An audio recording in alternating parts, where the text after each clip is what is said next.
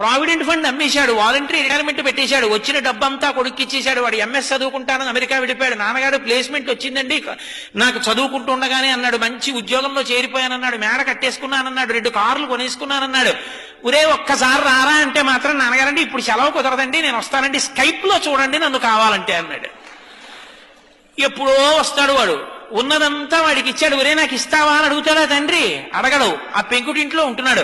నాన్నగారండి విమానం అంత car కొనుక్కున్నానని photo పంపించాడు. అది చూసి ఈ పెద్ద ఆయన పెంకుటింట్లోంచి రోహిణీ కార్తిలో ఉత్తరీయం నెత్తి మీద వేసుకుని ఎదురింటికి వెళ్ళి తలుపు కొట్టి మా అబ్బాయి విమానం అంత కారు కొన్నట్ట ఫోటో చూడండి అంటాడు. నువ్వు పెంకుటింట్లో ఉంటున్నావు కదరా అంటే, పోన్లేదురో ఎంతకాలం బతుకుతాను, మా అబ్బాయి సంతోషంగా ఉన్నాడుగా అంటాడు. కొడుకు యొక్క సంతోషాన్ని చూసి సంతోషించగలిగిన వాడు తండ్రి. తను సంతోషించి కొడుకు సంతోషించాలనడం అది తండ్రితనం అంటే.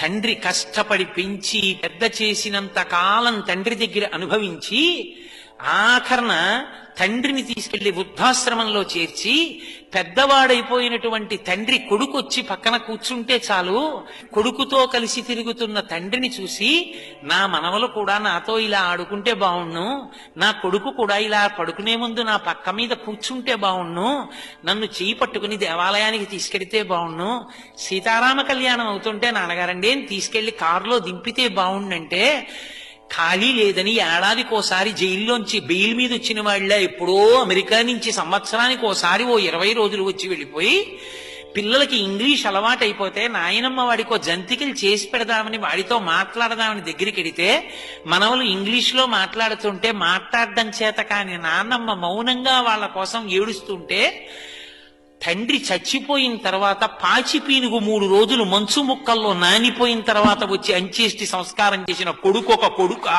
వాడి సంపాదన ఒక సంపాదన. తండ్రి పక్కన కూర్చున్నవాడు తండ్రిని సంతోషపెట్టినవాడు కొడుకు. విదేశాలు వెళ్ళొద్దంటలేదు, ఉద్యోగాలు చెయ్యొద్దంటలేదు, కానీ తల్లిదండ్రులు పెద్దవాళ్ళు అయిపోయిన తర్వాత వాళ్ళ సంతోషాన్ని తీర్చడం కూడా కొడుకుల కర్తవ్యం. కొడుకు లాంటి వాళ్ళు చాలా మంది ఉండొచ్చు, కూతురు లాంటి వాళ్ళు చాలా మంది ఉండొచ్చు, కానీ కన్న కడుపున పుట్టిన కొడుకు కొడుకి. వాడికి ఆ కర్తవ్యం లేనప్పుడు వాడికన్నా ఇంట పెరుగుతున్న పెంపుడు కుక్క మీద.